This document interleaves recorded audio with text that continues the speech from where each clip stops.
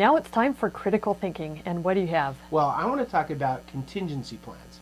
Well, all battle plans are great until the first shot is fired. Right, and all financial plans are great until something happens.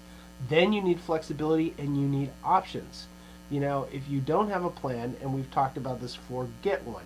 If you do have a plan, be sure it addresses the possible problems that you might encounter. And so I don't talk much about the books I've written, but this is one of them.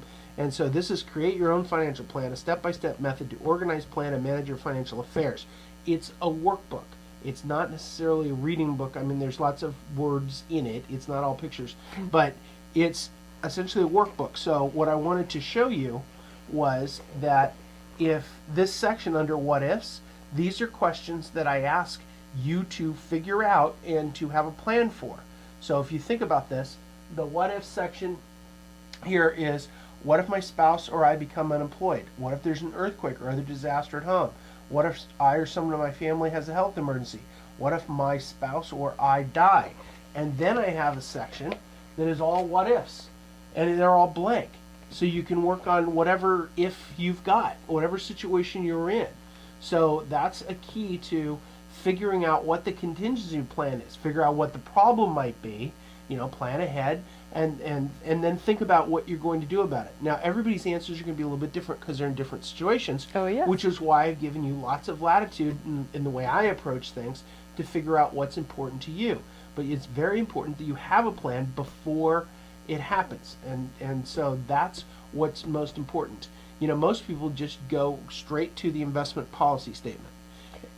Well, what are some common parts to an investment policy statement? Good question. So some of the what ifs I just talked about would be part of an investment policy statement, but it's more complicated than that. For example, needed return. If you're going to figure out what your investments are, you're going to know what your needed return is going to be.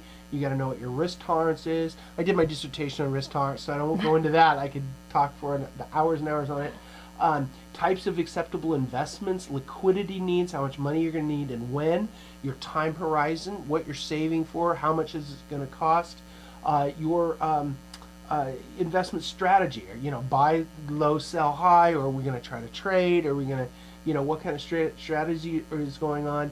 How to deal with downturns would be a big part of it. Any contingency plan or any investment policy statement would include, dealing with downturns. Are you going to ride it out? Are we going to buy more?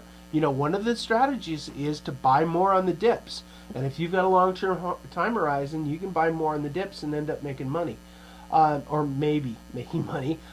Portfolio allocation, how much in bonds, stocks, and cash, things like that. Well, I think a lot of people are pulling out their books and plans right now. Well, I hope so. Well, you can pull out my book too. You can get that too. Rebalancing, etc. So there's all kinds of parts of an investment policy statement. It's in my book. You can just Google it online, investment policy statement, and you'll find out all kinds of information on it. Create one for yourself that fits your situation. Don't do the boilerplate, whatever some pundit told you. Think about your situation. It's going to be different than everyone else's by just at least a little bit, and then come up with that investment policy statement and make sure it has contingency plans.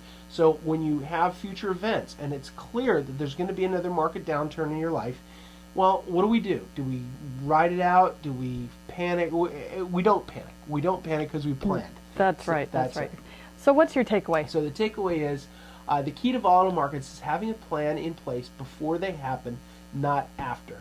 You already saw one volatile time, and if you didn't get a plan after that one, you aren't ready for this one.